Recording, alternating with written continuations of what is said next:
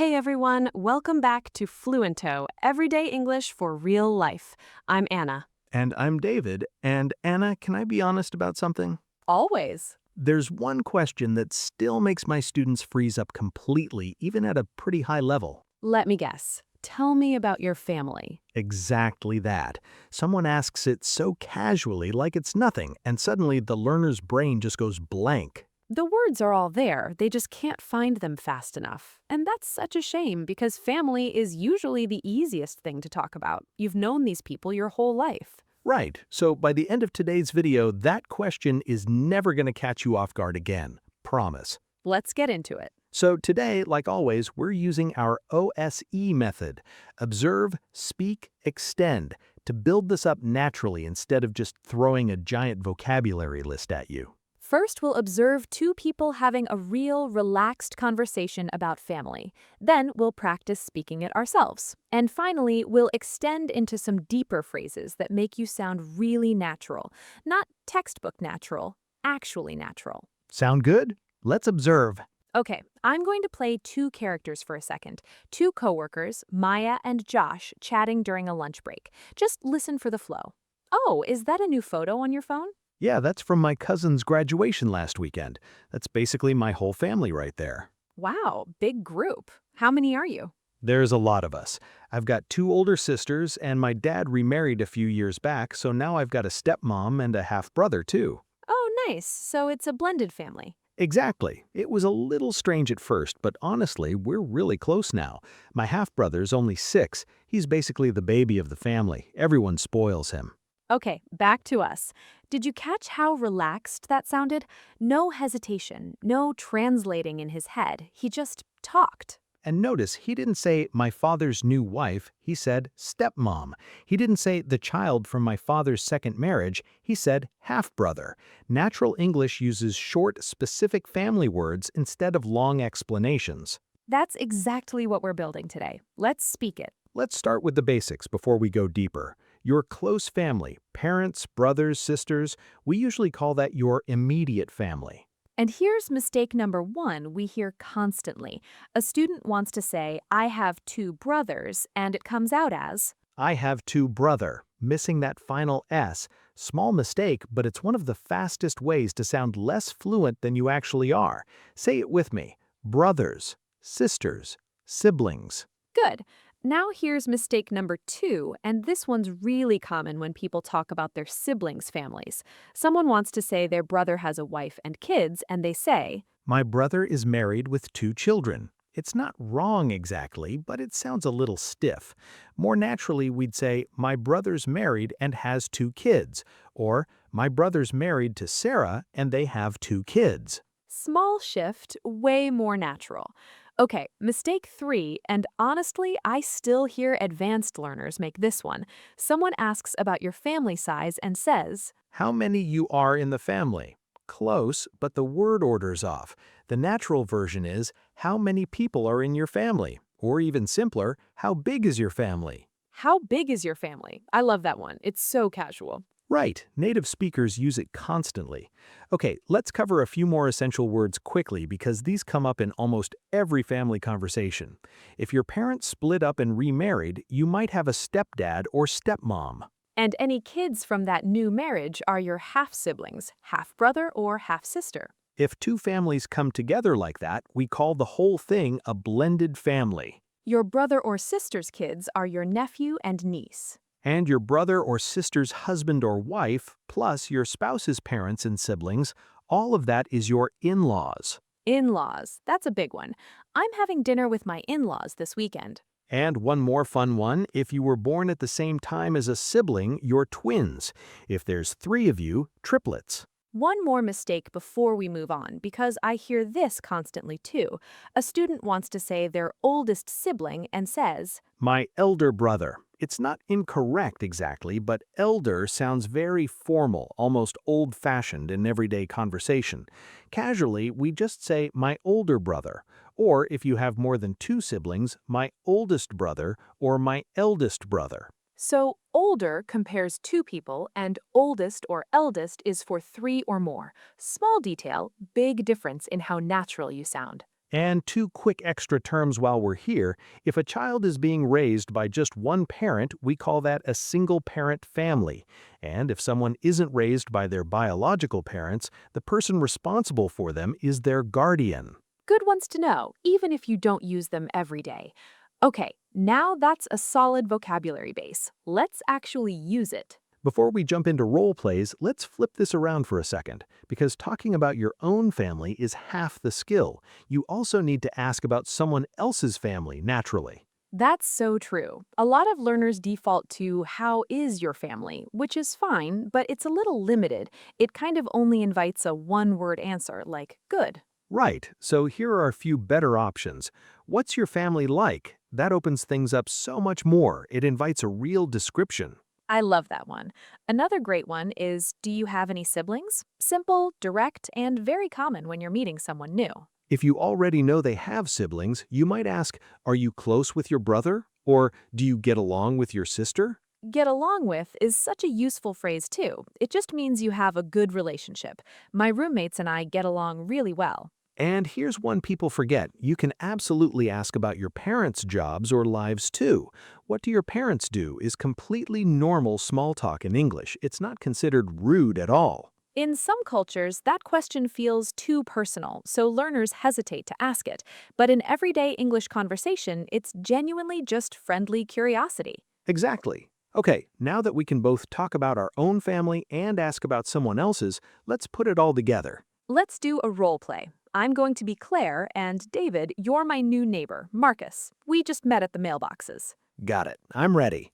Hey, you must be my new neighbor. I'm Marcus. I just moved into 4B. Oh, hi, I'm Claire. Welcome to the building. Did you move here alone, or? No, actually, with my wife and my stepdaughter.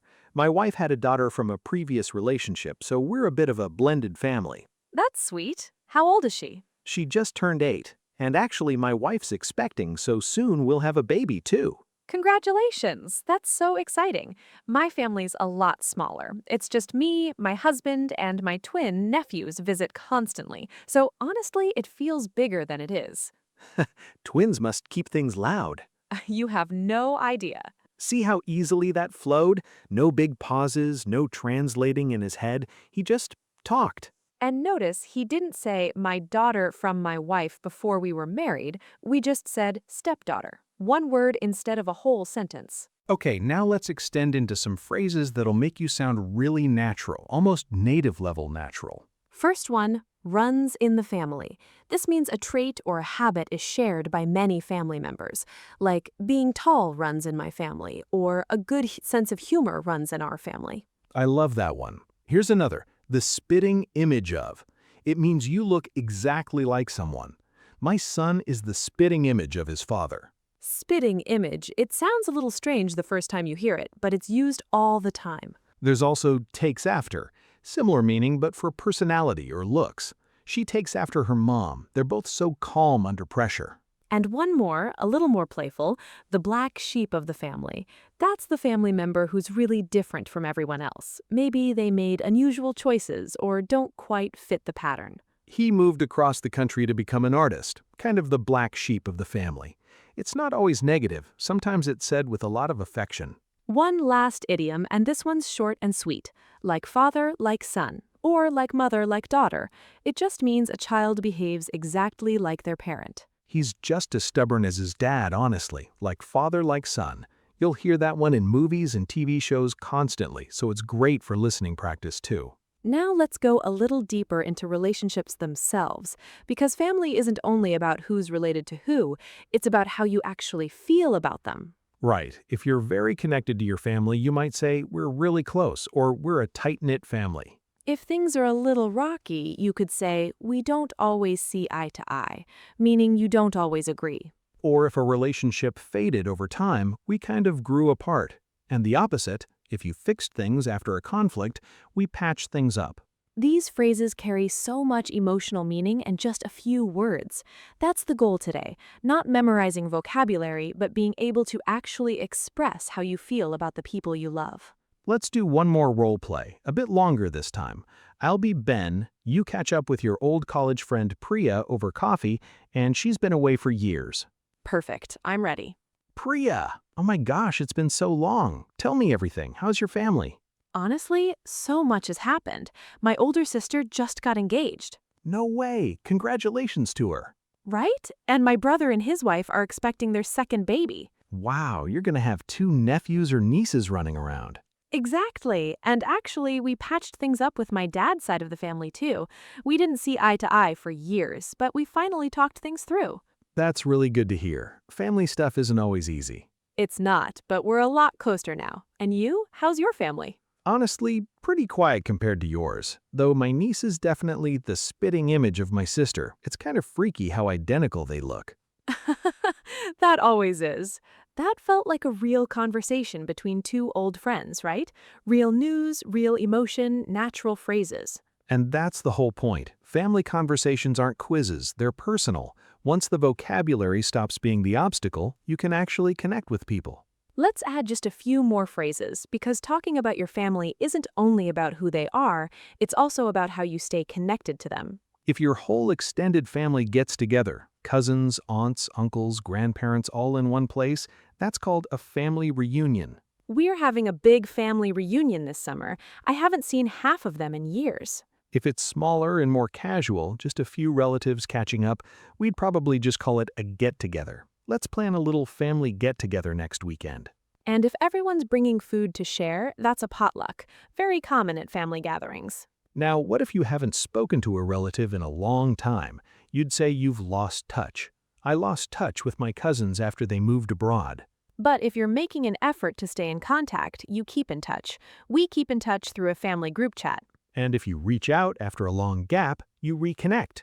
We reconnected at my grandmother's funeral, and now we talk every week. These phrases matter so much because family isn't static, it changes. People drift apart and come back together, and now you actually have the words to describe that.